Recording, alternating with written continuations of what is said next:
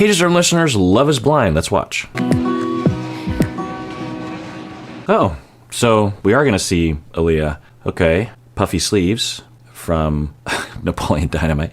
Are they coming back in style? They were big in the 80s when I was growing up. Everything comes back around, I guess. Let it be, you're not strong enough for me. It's Uche. All right. So where did we leave off with them? We had that speakerphone conversation, and I'm really glad they're going to talk because it seemed like Uche was not up for talking, and I was wondering, he felt like that she ditched him. He was, reacting from that and not necessarily taking the time to understand why she was doing that. So maybe they'll talk to each other here and they'll clear that up. That's good. Good to see you finally. Thank you for even being willing to meet with me. I guess we have... Okay, so Leah is saying thank you for meeting with me. It also sounds like she's wording it like she is appreciative that he is extending himself this way. So if we sit in her shoes, this will kind of set the table. That for her, she goes on the experiment pods and she falls in love with Uche. She has a conflict with Uche around honesty and around her past infidelity, and he was being, at the very least, you could say, pointed in his questions. Others might say he was being aggressive in his language, but they recovered from that. And he apologized the very next chance he got without even her prompting. So that happened, but everything seemed to be going okay between the two of them, and they had a lot of good chemistry seeming. Then in the lounge, she is developing this very deep friendship, very cuddly, intimate friendship with Lydia, and really depending on each other. There's that scene where Aaliyah is just wrapping around Lydia. At least that's the vision in my mind. And she's just, tell me everything's going to be okay or something. And Lydia's like, everything's going to be fine. You're going to be okay. And so a lot of dependence, a lot of seemingly healthy dependence. There's nothing wrong. Of course, dependence is good. We do depend on others, and being overt about that is a healthy way of getting our needs met. But, it's hard to know if it was exactly all healthy. If we're in Aaliyah's shoes, all of a sudden, boom, your best friend and your fiance, soon to be a fiance, are telling you that they both have been lying to you about a pretty significant detail this entire time. And that would be very alarming and hurtful and scary. Scary because you're in an experiment. You're like completely isolated from your life and from your support system and from the world. You can't talk to anybody. You don't have cell phones. And you're just thinking, well, who do I turn to now? I can't turn to Lydia. I can't turn to Uche. Maybe I don't even have friendships really with the other people here. Or if I do, are they lying to me about something? Even if you don't have traumas in this area, then it would be very unnerving. It would freak me out when I'm in situations like that. Especially if I'm away from home, I'm like, get me out of here. Like I'll start showing symptoms where I won't be able to eat, which is a very strange thing for me. I'll find myself losing weight because I just can't eat. I just have no appetite. I just want to just be as still and vigilant as possible. And so I don't know if that's what she was going through, but given her personality, we could see that being a factor. And then she also is starting to talk with Lydia, having had this disclosed, and saying to Lydia, I don't want to know information about Uche. And Lydia just proceeds to bulldoze. And then that whole side of it starts to become illuminated for Aaliyah. Like she starts to, look back at it's sort of like at the end of Fight Club. I think I talked about this, that I didn't know the twist, the movie. And then you just think, well, wait, those movies where they reveal like Sixth Sense or something. I didn't know the reveal, the twist at Sixth Sense. And you have the reveal, and then you're like, oh, wait a second. So that, and you start piecing everything together. And so for Aaliyah, it seemed like it might have been that, because it wasn't like Lydia was this distant person. It went from, oh my God, Lydia is my person, my best friend for life, to what have I been dealing with this whole time? And then I don't know if that's what happened for Aaliyah, but, you can imagine, and it sounds like that's why she left. And, she's just thinking, get me out of here. I'm just going to take a guess, get me out of here, get me out of here. Talking to the producers saying, I want to leave. And I'm guessing the producers offered to her to talk to Uche or Lydia or whatever, because that would be more content for the show. And she turned it down. Or the producers were like, I don't think we want to even try to suggest that to Aaliyah, because we've learned from our previous mistakes, season 2 with Danielle, for example, that we shouldn't push people when they are in this state. We should absolutely just do whatever they want and don't stand in their way and just let them walk off. Because, there's a lot of incentive to try to keep Aaliyah on the show, or at least film some of that stuff, right? I'm sure that they were probably filming that meeting, or could have filmed that talk between Aaliyah and the producers. They have the contracts. There's, I'm sure, the legal ability to do that, since they sign all that contract stuff. They sign all their rights away, essentially, to privacy anyway. Maybe they'll show it, but it sounds like, they won't. So then Aaliyah's like, yes, show me the door, I'm out. And then Aaliyah's thinking, I'll figure it out with Uche later, because Uche and we're good. There's nothing wrong there. And, one of the things that I'll throw in here is an hypothesis that we'll keep an eye on, that we can use as a jumping off point for our own lives, is that for some people, given their traumas and given their upbringing, that they tend to live inside their own minds. Sometimes we might call this introversion, and they are related, but not always. And that these individuals will have full conversations with other people, or they will have full explorations in their mind, or quietly alone or something, in a journal or in their mind, or maybe talking to someone about it that's outside of the situation, but it's a very private affair. And so they get to the end of that, and then they take an action, and they have forgotten, because they're not oriented this way, and they have traumas that prevent them from being able to notice this, that they haven't told anyone this. So for Aaliyah, just an hypothesis, that she went on a journey that night after having everything revealed and after Lydia is bulldozing. And for Aaliyah, she's thinking, well, Uche will understand because I've gone on this whole journey, and, he'll be okay with it because what I'm doing is reasonable. But what Aaliyah might have benefited from in the moment, if she truly wants to retain a relationship with Uche, is to think, well, what would it be like to be in Uche's shoes? At the very least, I should send him a note or something. So I wonder if that's what led up to it. Or she doesn't like Uche, and she didn't care enough about their relationship. But let's watch. A lot to talk about.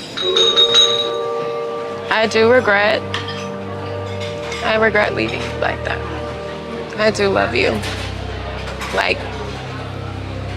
Never felt the connection that you and I have. This is the first time they've seen each other in person, right? It doesn't seem like it, right? I mean, Uche walked right up to her, so how would he know who she was? Have they met in person? I'm going to take a guess and say that but they're talking to each other like they haven't talked. Maybe it's just such a somber thing that they aren't celebrating the fact that they're able to see each other and hold hands or something. I don't know. Or Uche's done and it's not a celebratory meeting or something. I don't know. But it sounds like she wants to continue with the relationship. My heart is still in your hands. There isn't anybody else that I want. I still want you. I want to be your other half. I want to be the one that grows with you. I would marry you. So it looks like we're looking at a Bliss and Zach situation. And I wonder where Uche is. I could see him, I'd give it a 50-50 chance. Hard to know. But I could also see him, given the way he was acting before on the speakerphone call, of him just drawing this hard line and just saying, I have seen enough that give me enough reasons to believe that you are, you can't be trusted, the infidelity thing, however he interprets that. And the fact that you just didn't consider my feelings and you just ditched me. Like when push comes to shove, I'm just left behind. And that is something to think about, right? Like people can have good intentions, but if they frequently behave in a way that results in you being left behind, then that doesn't say that the other person's a jerk face necessarily, but there's something about the way that they deal with things that leave you in the dirt, in the dust, as they say. This is the start. So there's a cliffhanger, even though the next episode just starts. So I do. I really do.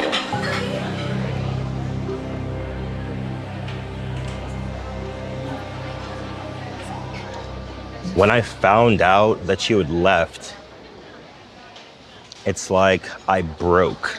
I thought that we were on the same page the entire way through. okay, so that doesn't sound promising, and we'll let him finish, obviously. But the other thing is I similar to when she was talking about her past infidelity, and this happens so often when I'm watching these shows, that there's so many things that I think could have helped if she were to say something up front. The things she says are good to say if it's from the heart, but something like, I'm so sorry that I left you. If you want me to tell you the whole story, I will. But in a nutshell, I was completely freaking out and I didn't know what to do. I was panicking. And I guess in the back of my mind, I knew that I might hurt your feelings. But if you let me tell the whole story, I think I can convince you that what I did was reasonable given my personality or where I was coming from and given what was going on with Lydia, which you still don't really know yet. Something along those lines I think would help. Maybe it wouldn't help because maybe for him, he just completely lost any kind of feelings he has for her, which is kind of odd.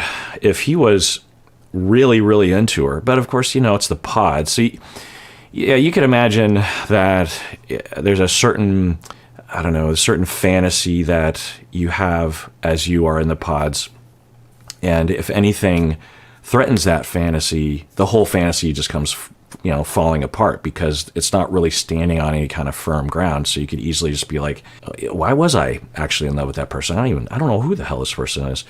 So maybe it's like that for him. And if he is this rigid and this, quick to reject or something, then maybe she shouldn't be with him, You didn't communicate any kind of doubt to me. The emotions and the doubts, they started when I found out about Lydia. I got a lot more information from her than I did from you. And I didn't even ask for it. We talked about it. Okay, but how does she feel about that information? Is she saying that information from Lydia was helpful in her journey because the information Lydia was saying on camera anyway, it was kind of frivolous information about like the color of his car or something. I guess it was information about maybe his social class or his income or something, given the things that he owned. But I imagine that for Aaliyah, she had some idea of where he was in that spectrum, given his job and the way he talked or so. I don't know. But Lydia said a lot of nice things about Uche, right?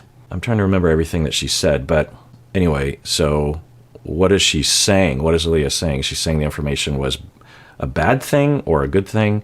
I just wish there was more information there. Stopped seeing her a couple months ago. And she's making like all these unnecessary comments about what she bought you, what she gave your dog, what kind of car you drive. I did not feel comfortable. You didn't talk to me about that. Uche, you weren't very receptive to me being emotionally vulnerable about a flaw that a mistake. But I was. Okay, so she's giving us some more information here that it was recent. She says a couple months. We heard 3 months ago. Who knows how you count these things exactly, but 2 or 3 months. And okay, so is Aaliyah saying that, well, Uche, when you first told me about Lydia, finally, you said something different. And then when I talked to Lydia, I hear this more elaborate thing. And then I started to get worried about that.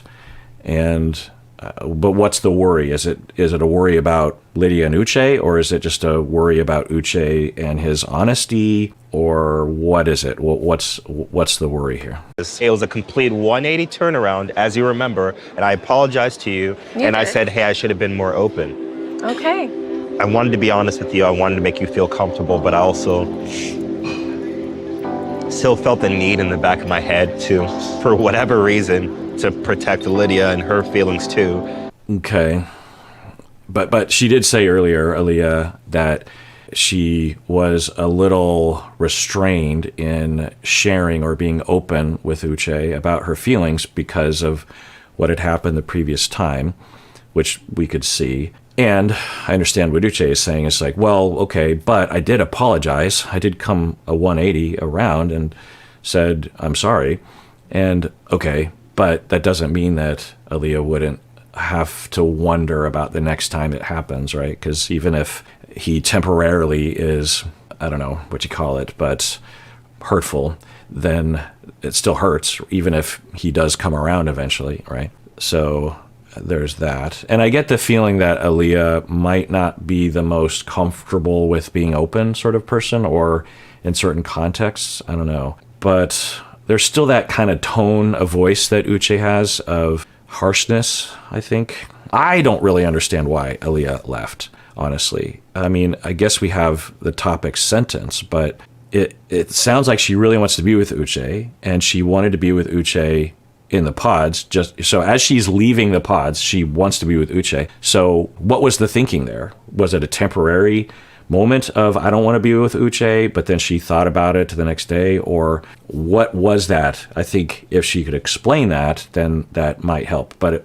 it also kind of sounds like Uche might be just completely done. You're thinking, oh, wow, he talks about women that he used to date that way? What is he going to say about me? You know, so it's like in my head, anything that I did, I was going to lose. But I should have explained everything to you because I think you would have had a lot more context. Yeah. Okay, so this is good. They're agreeing with each other. And yeah, I'm trying to think. So the sequence, now that we heard from behind the scenes from the producer, and who knows if it's accurate, but if we just go with that the producers, swept. They arrived on the scene, the producers, with with Lydia and with Uche, after they revealed that they knew each other, and said, you have to leave. And then the two of them independently were just like, no, we don't want to leave. We won't say anything. And they said, okay, well then you can't tell anybody. And it sounds like it wasn't really written into the contract exactly, but it was like a stipulation to stay on the show, meaning that if they did tell someone and it was discovered, then they would be removed from the show. And then at some point, so they live that life, and Lydia and Aaliyah start to become very, very close friends. So the person that really should have done something different is Lydia. I don't know if I thought about this before, but because for Uche and Aaliyah, he doesn't know that if there's going to be a problem there. He hears, we're now hearing, I think for the first time, that Uche knew about their friendship, but he couldn't know how close they were. Even if Aaliyah described it, I don't think that would encapsulate how close seemingly they were, and the style of their relationship. I mean, maybe Uche would know because he would know Lydia's way, but it's hard to imagine that he would be able to know even in the ballpark of what their relationship was like. So really, it was Lydia that should have done something different. Looking back, she should have maybe cooled down the friendship, but that, it's hard to do when you're in the pods and you're just stuck with, and maybe these two are just so compatible as friends, or compatible with Bulldoze and the Bulldozy. They fit well together. So, I think Lydia, but Lydia, she's not beholden to anyone. Plus, like, Lydia and Aaliyah could have become fast friends well before Aaliyah and Uche were a thing, right? So I guess there's that.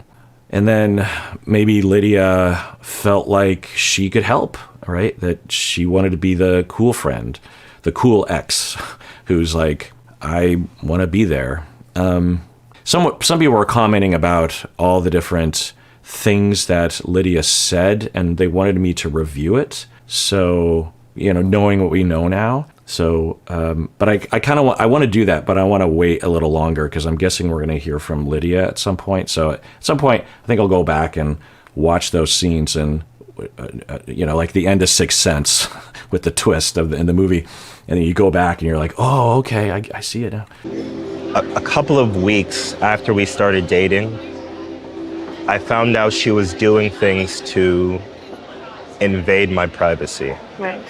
And she lied to me about it. And like I told you, trust is the most important thing for me in a relationship. Interesting. Well, who knows if this is accurate, but according to Uche, and we could see it, unfortunately, that Lydia was invading his privacy. What does that mean? Does that mean breaking into his email account, rifling through his drawers? So what is that? I wonder why Lydia would do that. Is that because she was afraid of losing Uche and wanted to just find stuff out? Or is this some sort of larger problem with Lydia where she has so given her style of communication, the best hypothesis I have, and I don't know if this is accurate, of course, is that Lydia was raised in a way where boundaries were very loose and people did not have the right for their own. So there's two different areas here to talk about. One is just culture and family culture, and that will have very different ideas. Like in my family, I've talked about this before, I think, that in my family, growing up with the six of us, the four kids of my parents, there was no privacy about going to the bathroom. You didn't care about necessarily closing the door. And my dad would be on the toilet and with the door open, and I would just walk in there and talk to him. And it was just completely normal. Or if he was getting out of the shower, I would just go into the bathroom. And I'm pretty sure that wasn't just me. I'm pretty sure that was everyone in my family.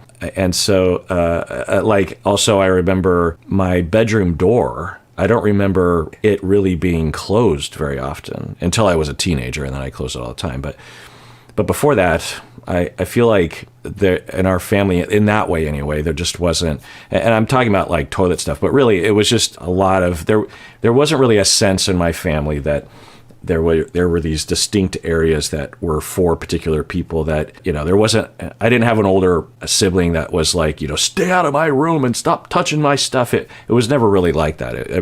Everyone just kind of figured things out. And when I would interact with other people, living situations, I would find that I had a different ethic around those kinds of issues that was not always appreciated by other people. They'd be like, no, I don't want you to do that. Like, stay out of my bathroom or stay out of this area or something.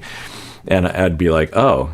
And at first I just thought, well, that's silly. Like, why? But then over time I thought, I think there might be something here, and I might have a different sense of how these things work. It's sort of like, do you wipe standing up or sitting down? The age-old question. The internet brought us a lot of things, but one of the best things that it brought us was the ability to take informal polls of such matters, Or do you have, I think I had a tougher bluff recently about, do you have the toilet roll? Why does everything have to do with the toilet? But is it over or under, right? And some people do over, some people do under, and there's actually some personality traits that can be kind of associated with either. But anyway, when you talk to people in the past, before these things started to be discussed online, they would say like, wait, you stand up? People stand up? Like, are you the only one? And then they start asking around, and there's other standers, and they're like, weird, and vice versa. People be like, you sit the entire, how do you do that? Do other people sit? In a family culture, it's just a very, concrete example, if you will, of the millions of things and givens that we take for granted in a family culture, in a family or in a community, that we just think it's just the way things are. And of course, this can take a dark turn in that for some people, they can be abused pretty horrifically and believe that that's just normal. Aren't all families like this? Or they'll think the opposite, like nobody else is like this because I don't see it. Or anyway, point is that there's a lot of different ideas about how you respect other people's boundaries, and it's possible we can imagine that Lydia comes from a family where that was not where there was a different sense of privacy. Maybe she had a parent who would regularly break into Lydia's email address, and that was just normal. And Lydia just adjusted to that and started to do that in her own life. So that's a charitable way of looking at it. The uncharitable way for Lydia is that she was abused, and maybe it was a cultural thing, but it was harmful to Lydia overall. It's not just a preference like standing or sitting or leaving the door open when you're going number two. It's something that was, harmful and unfair. And Lydia, as a way of dealing with that, adopted it. She internalized the abuser or the loose boundaried individual's behavior and is now acting that out and it is perpetuating that harm to other people and just feels like she has the right or something. Yeah, I don't know. I'm just throwing it out there. A couple of weeks after we started dating, I found out she was doing things to invade my privacy. Right. And she lied to me about it. And like I told you, trust is the most important thing for me in a relationship. Right. And I told her it wasn't going to work, and I broke things off. She kept on calling me, she kept on texting. So we're hearing from him that a couple weeks after they started dating, that he discovered these things, and then he discovered that she was lying about it. Who knows if any of this is accurate, but according to him. And then he broke off. He broke up with her after, according to him, a couple of weeks. If I were him, and if he is trying to, at the very least, clear the air, but at best maybe try to have a thing going with Aaliyah into the future, if I were him, I would refrain from even necessarily saying time spans, because if Lydia says something different, then that throws everything into question, or at the very least say, maybe it was a couple of weeks, but it could have been longer. I don't know. It was somewhere in that zone, because I think there's a chance that the fact that he said that might become a problem in the future anyway, but he's basically painting a picture that he broke up after a couple of weeks. Okay, that's what he's saying. And then he's saying that she was very persistent. Are we talking about someone that was just really trying to get someone back, or are we talking about someone that is stalking you? Let's rewind and hear what he said. She kept on reaching out to me. She apologized about it, and she seemed genuinely remorseful. And I thought in my head, okay, some time has passed. Maybe I'll give things another shot with her. So we started to see each other again. Shortly after that... Oh, okay. So he's saying that they started up again. All right. So maybe this is that 3-month period that they were... or no. How long did he say the relationship was? He said it ended 3 months prior, but I think he also said it was a 3-month relationship. I started receiving messages from people. They would send me a screenshot of her Instagram profile, and they would say, "Do you know this girl?" And I'm like, "Yeah, that's Lydia." And they would tell me, "This girl, she's been looking at my Instagram stories for weeks now." So I found out that she was just going through all of the people that I follow and keeping tabs on them. Wait, I think I'm losing something. So, what? Let's rewind. I started receiving messages from... Okay, so I'm going to track everything. That they're together again, him and Lydia, and he starts receiving messages from who? People. They would send me a screenshot of her Instagram profile. He's getting messages from people. Who? Friends of his, I'm guessing? I'm going to assume it's his friends, but why would he say, I'm getting messages from people? And they would tell me, "This girl, she's been looking at my Instagram stories for weeks now." Okay, I don't understand. They're playing the creepy music, and he's saying it like it's some sort of creepy thing. I don't know. Maybe I'm old and I don't understand the context, but he's saying that she was looking at his Instagram stories. Isn't that a good thing? Isn't that why you post those things? But then he says that she's marking down who. How would he know that? These people? This is confusing. So I found out that she was just going through all of the people that I follow and keeping tabs on them. And then the worst thing was... Oh, so I'm guessing he's talking about friends were noting that, who is this person that's trying to follow me or that started to follow me and now has access to my things? So that as soon as I liked one of your stories, I got this follow request from someone on Instagram, and I don't know who that person is. Why do they want to follow me? And then maybe two of his friends talk and they're like, yeah, I got one of those too. Maybe we should tell Uche. And keeping tabs on them. And then the worst thing was, she drives over to my house. She takes a picture of my driveway and she texts it to me with a message that says, I see you. Wow. Well, wait. I thought he said that they were dating again. Let me rewind that. Maybe I'll give things another shot with her. So we started to see each other again. Shortly after that... Right. Okay. So they were together and what? You can't stalk your boyfriend, really. I mean, yeah, you can. But like if my wife were to...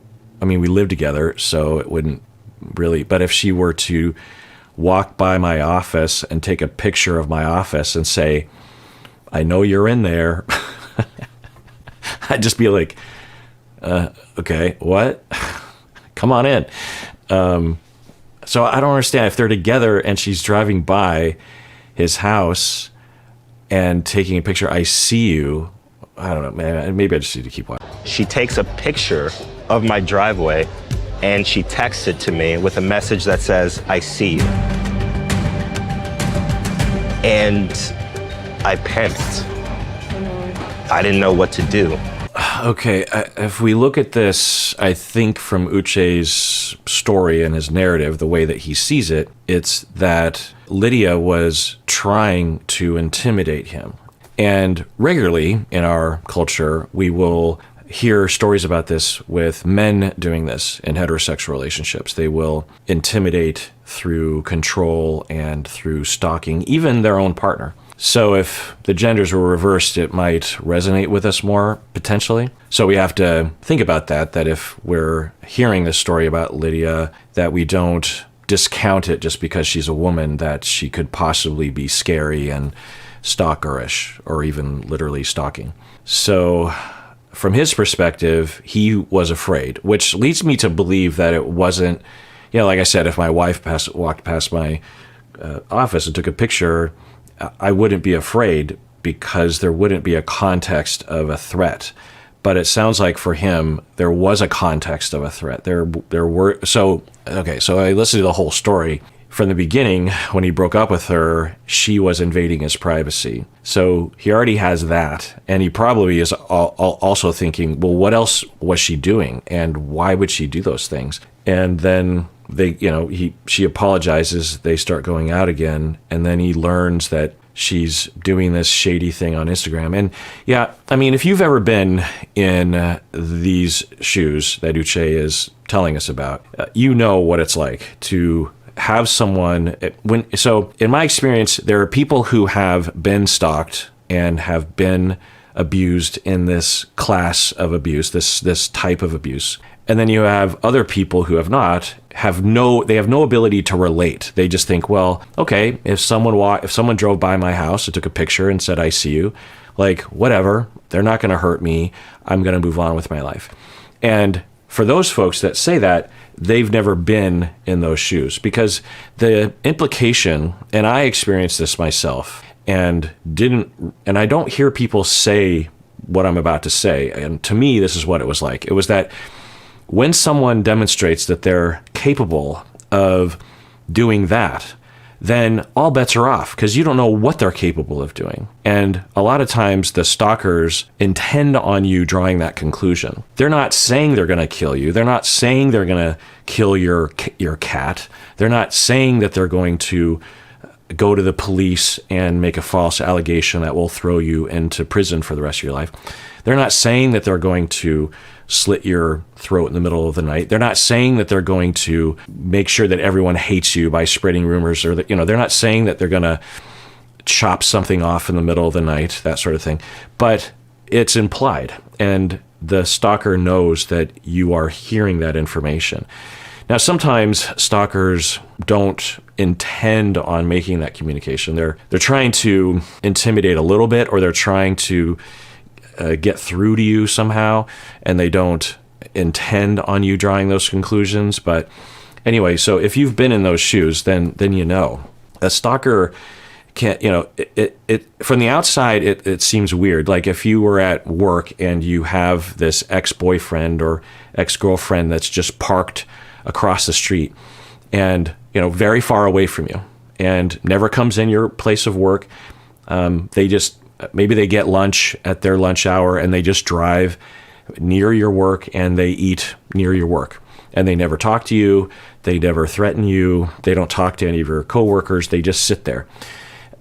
If you've been stalked, then you know how scary that can be, because there's an implication, to quote Dennis.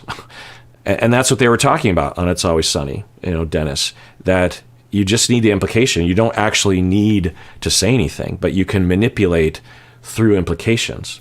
And if you just imply, then you can't get in trouble when there's accusations. You say, I was just eating my lunch, or I was just driving past your place and taking a picture. It's a free country, it's a public road. I can drive past your house if I want to. It's not a big deal. And it is one of the scariest things. That's what I want to get across, is that it is one of the most terrifying things, because you realize in those moments how little safety you actually have in the world, and how much of your safety, I don't mean to scare everybody, but our safety, a lot of it is a fantasy that is based on the fact that if you feel safe, like I feel very safe right now, today, and I have been for years probably.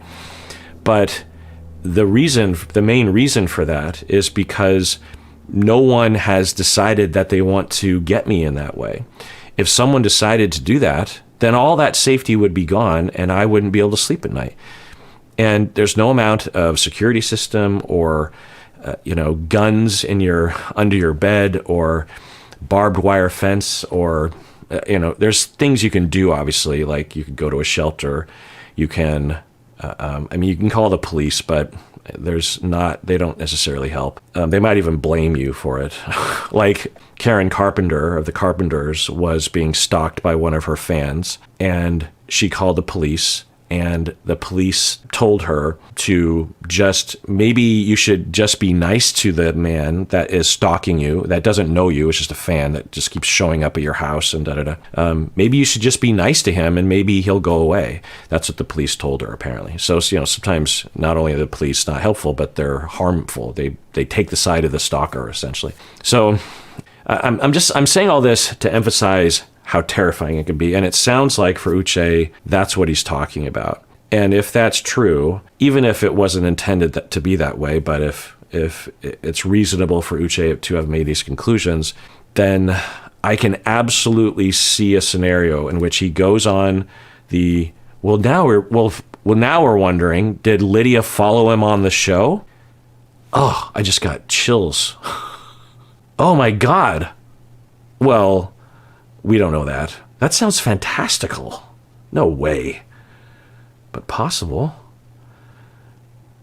Oh my God.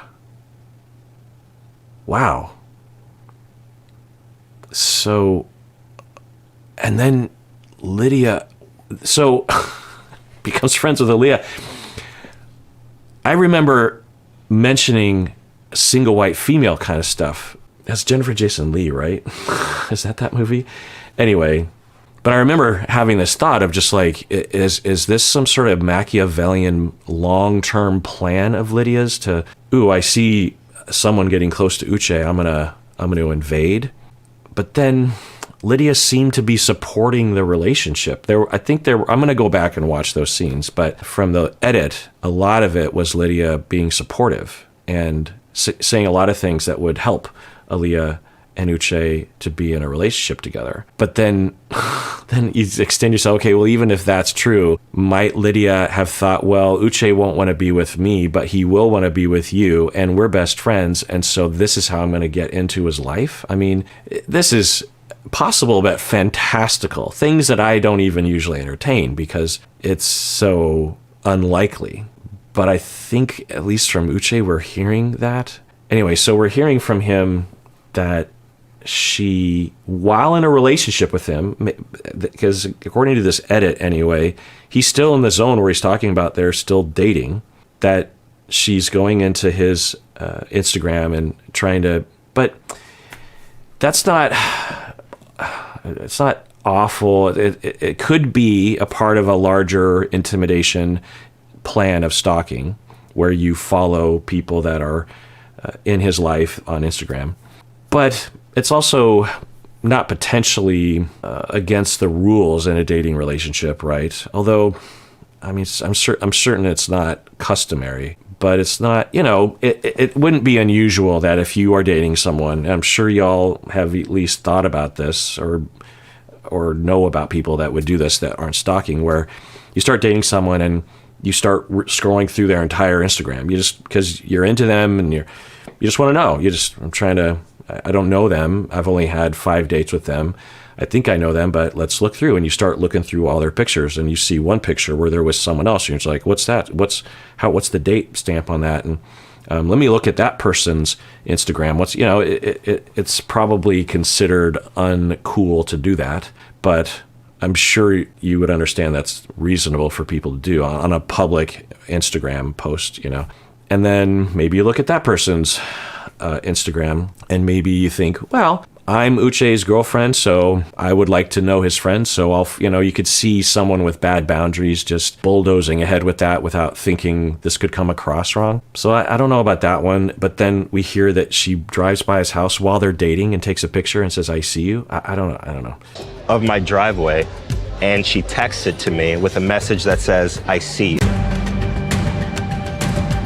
And I panicked. I didn't know what to do. But I knew that this wasn't healthy between both of us. So, I mean, at the very least, if you're Uche and you're sort of on the fence about someone anyway, you're thinking, I don't really understand what's going on here. I'm not that into Lydia, so let's just call it off. I mean, you could imagine that being a wise choice. And then for Aaliyah, she's nodding like, this sounds like the Lydia that I've experienced. So I think the question is it that Lydia it lacks boundaries, as people will say, meaning that she doesn't understand or respect other people's boundaries and just does things because she wants to, because that's the sort of family she comes from or something, or is this some sort of abusive tactic that she engages in to retain attachment? I don't know. I just stopped talking to her. Okay, so it sounds like he broke it off with her, and then he said, I stopped talking to her. Okay. All right, let's adjourn there. I actually wanted to respond to a letter that I received from Dawn. And I won't read the whole letter, but the first part of the letter was very nice.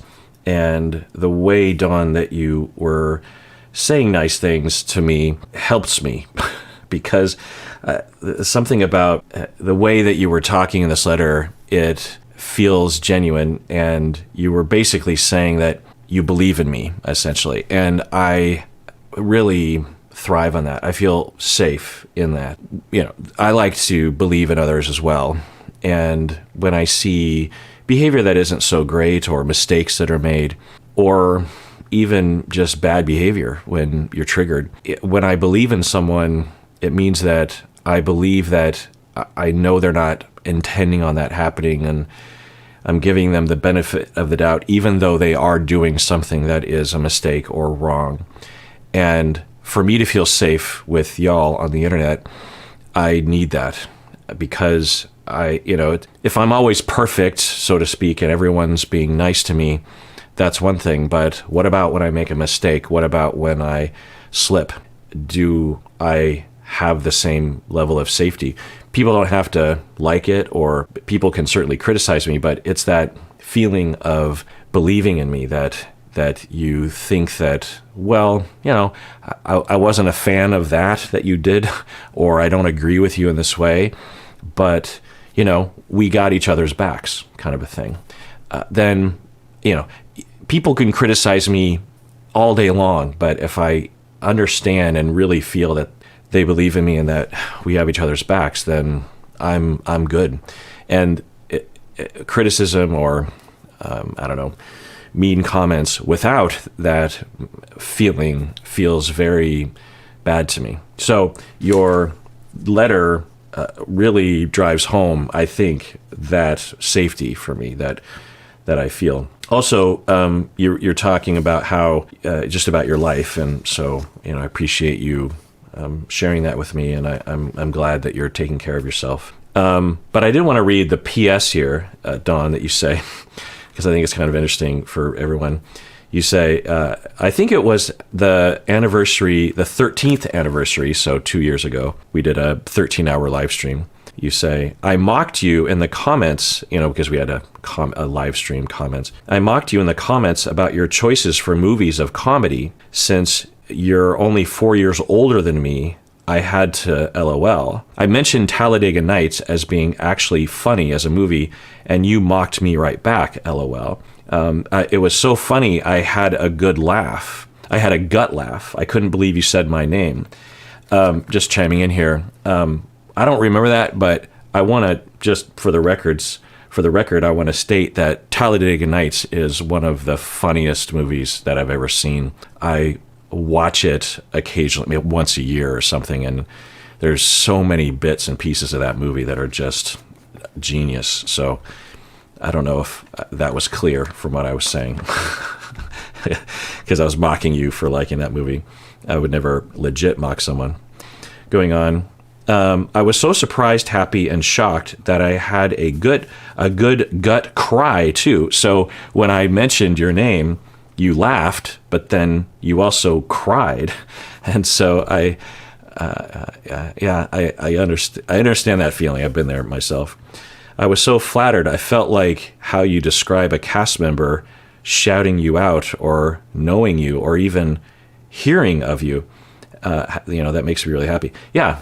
So, sometimes people will say that during a live stream or something else, I'll say, hey, I read someone's comment and that sort of. It's a weird feeling, right? To, if I just reply in the comment section or something, that's one thing. But for me to actually, in the flesh and blood, acknowledge that you exist, I guess, I've been on the other side of that. It's a very strange feeling in which you might laugh and cry at the same time from one's gut. I get that. So, Dawn, I see you. I also have another card here that I'm not going to read it out loud, but that Danielle sent from Victoria. Oh, and by the way, Dawn hails from California, and it was a nice card. Anyway, it was really great, the 15th, and getting the cards and the packages, and also the fan art, and there were things that came a little late, so it's just good to get those things. It's sort of like after Christmas, or maybe even after your wedding, when people are still kind of sending different packages and gifts that trickle in. You're like, oh yeah, another little thing. By the way, if you want to send us anything, you can send us anything at any time at Psychology in Seattle, Post Mailbox PMB 214, and the street address is 10002. That's 3 zeros, 10002, Aurora Avenue North, number 36, Seattle, Washington 98133-9334. So you can send us cards or postcards or fan art or whatever. It's always a pleasure to get those packages. It feels, the more we can feel like we're in the same space, it feels, I think, better to me. And I think it might feel better to y'all to just know that this is real life. It's not fake. It is internet stuff, but it's real. And I'm a human being and you're a human being, and we are watching these shows together. And everyone, please take care of yourself because you deserve it. You really, really do.